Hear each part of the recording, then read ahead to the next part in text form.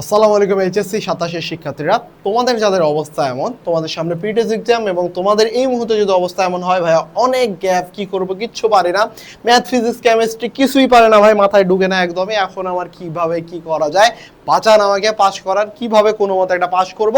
অথবা যাদের অবস্থা যে ভাইয়া পাস তো করতে পারবো বাট একটা ভালো রেজাল্ট করতে হবে, সেই ক্ষেত্রে ভালো রেজাল্ট কীভাবে করতে পারি সেই বিষয়ে একটু সাজেশন দেন।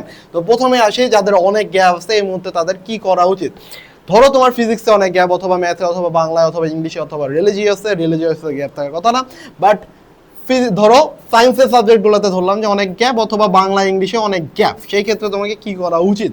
সেক্ষেত্রে ফার্স্ট তোমাকে আজকে যেই কাজটা করতে হবে সেটা হলো যে তোমাকে অবভিয়াসলি মাথা থেকে একটা জিনিস মাথা থেকে বের করে ফেলতে হবে যে সব পড়ে যাওয়া যাবে না, সব পড়ে তুমি কখনোই ভালো করে আসতে পারবে না এই মুহূর্তে এই সিচুয়েশনে তোমাকে ভালো করতে হলে তোমাকে আগে বুঝতে হবে ইম্পর্টেন্ট চ্যাপ্টার কোনগুলো,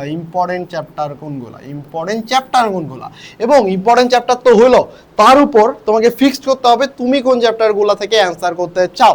ফিক্সড করো যে তুমি কোন চ্যাপ্টারগুলো থেকে অ্যান্সার করতে চাও, যেই চ্যাপ্টারগুলোর উপর তোমার দক্ষতা ভালো, অথবা তোমার মনে হয় আগামী 7 দিন পড়লে ওই চ্যাপ্টারগুলো থেকে তুমি ভালো মতো অ্যান্সার করে আসতে পারবা, সেই ক্ষেত্রে ওই চ্যাপ্টারগুলো আগে ফিক্সড করো, সেই ইম্পর্টেন্ট চ্যাপ্টারগুলো ফিক্সড করো যেই চ্যাপ্টারগুলো থেকে তোমার কোশ্চেন আসার চান্সেস সব থেকে বেশি, এবং ফিক্সড করো যেই চ্যাপ্টারগুলো তুমি পারবা। এখন এই জায়গায় ফিক্সড কিন্তু আমি যদি তোমাকে করে দেই সেটা কিন্তু তোমার জন্য নাও খাটতে পারে, সেটা তোমার জন্য নাও হতে পারে, এর জন্য তোমাকে নিজে থেকে বুঝে বসতে হবে। ধরো আমি ফিজিক্সে বললাম যে গতি চ্যাপ্টারটা তোমার জন্য ভালো, এখন তোমার কাছে গতি চ্যাপ্টারটা অনেক কঠিন লাগতেই পারে। আমি বললাম যে বল চ্যাপ্টার থেকে তো কোশ্চেন আসবে, বল চ্যাপ্টারটা পড়ো, বল চ্যাপ্টারটা তোমার অনেক কঠিন লাগতেই পারে, তোমার মনে হতে পারে যে না ভাই আমার চ্যাপ্টার 5 ইজি লাগে, অনেকের কাছে চ্যাপ্টার 5 ইজি লাগে না, অনেকের কাছে চ্যাপ্টার 4 ইজি লাগে, সেক্ষেত্রে ডিফারেন্ট পিপলের ক্ষেত্রে অপিনিয়নটা ভিন্ন হবে, বাট জিনিসটা সেম। তোমাকে ফিক্সড করতে হবে কোন চ্যাপ্টারগুলো থেকে অ্যান্সার করবা।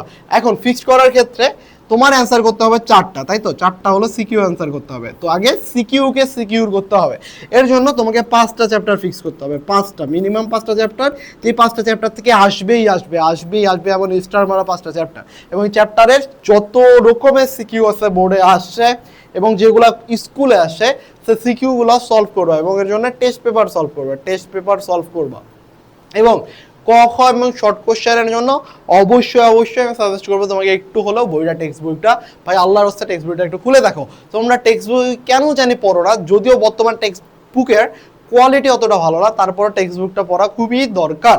তো একবার হলেও যেন টেক্সট বুকটা পড়ো, টেক্সট বুকের সব লাইন না, শুধুমাত্র বোর্ড লাইন না। ধরো তোমাকে বলা আছে রাদারফোর্ড মডেল, তো রাদারফোর্ড মডেল নিয়ে কি বলা আছে এই জিনিসটা তোমাকে জানতে হবে ভাইয়া।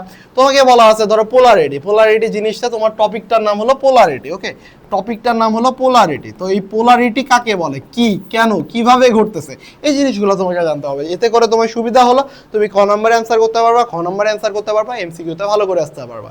এবং সিকিউ তো অবভিয়াসলি তোমাকে প্রতিটার জন্য, কেমিস্ট্রির জন্য সেম অবস্থা, তোমাকে 5টা চ্যাপ্টার সিলেক্ট করতে হবে, ম্যাথের জন্য সেম, যে চ্যাপ্টারগুলো থেকে কোশ্চেন আসবে সেই চ্যাপ্টারগুলো সিলেক্ট করতে হবে।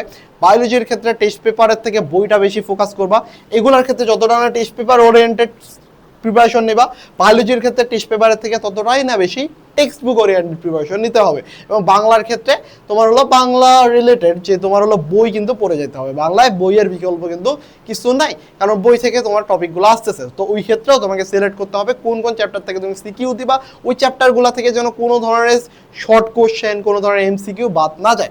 এবং যাদের অবস্থা ম্যাথ ফিজিক্স কেমিস্ট্রি কিছুই পারে না ভাইয়া, কিচ্ছু পারে না, সেই ক্ষেত্রে তোমাকে আমি বলবো এই মুহূর্তে তোমার খুব বেশি বেসিক জানার দরকার নেই, জানার দরকার নেই, জানবা আর একটু পরে জানো, বাট এই মুহূর্তে যেহেতু তোমার অবস্থা খুবই খারাপ, খুবই শোচনীয়, সেই ক্ষেত্রে তুমি জাস্ট কোশ্চেন সলভ করো, একটা সূত্র জানবা, সেই সূত্র দিয়ে কীভাবে ম্যাথ সলভ করা যায় পরীক্ষায় আসলে যেন পারো, ঘুরায় পেঁচায় দিলে যেন পারো, সেই চিন্তাভাবনাগুলোকে ডেভেলপ করতে হবে। এবং চিন্তাভাবনা ডেভেলপ কীভাবে করতে পারবা, তুমি ওয়ান শট ক্লাস দেখেও তুমি প্রিপারেশনগুলো নিতে পারো, প্রিপারেশন নিতে পারো, অথবা তুমি নিজে থেকেও টেস্ট পেপার বের করে ম্যাথ সলভ করে কিন্তু প্রিপারেশনটা নিতে পারো। তো তুমি যে কোনোভাবে প্রিপারেশন নিতে পারো। ফিজিক্সের ক্ষেত্রে আমার ওয়ান শটগুলো দেখতে পারো, আমার ওয়ান শটে তোমার হচ্ছে অলরেডি 4টা চ্যাপ্টার চলে আসছে, বাকি চ্যাপ্টারগুলো এই সপ্তাহের মধ্যেই, ধরো 2 সপ্তাহের মধ্যেই আমি সব সিলেবাস কভার করে দেওয়ার চেষ্টা করব।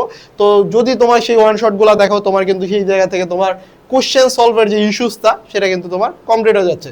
সেম ভাবে ম্যাথের তুমি যে কোনো যাদের ক্লাস তোমার ভালো লাগে, ম্যাথ ফিজিক্স কেমিস্ট্রি যার ক্লাস ভালো লাগে তার ওয়ান শটগুলো দেখে নিতে পারো, যেহেতু তোমার হাতে খুব কম সময় এবং টেস্টের মানে প্রি টেস্টের পরে যে আবার একটু চিন্তা করবা বেসিক থেকে কিভাবে জিনিসগুলো হচ্ছে, কিভাবে ফরমেশন হচ্ছে, যেহেতু তখন তোমার একটা সময় থাকবে।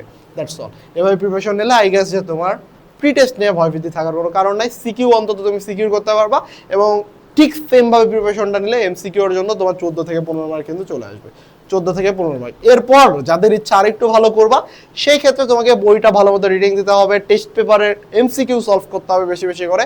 যত বেশি এমসিকিউ সলভ করবা তত বেশি তোমার এমসিকিউ কারেক্ট হবে, যত বেশি এমসিকিউ মার্ক আসবে তত বেশি তোমার রেজাল্ট ভালো হবে।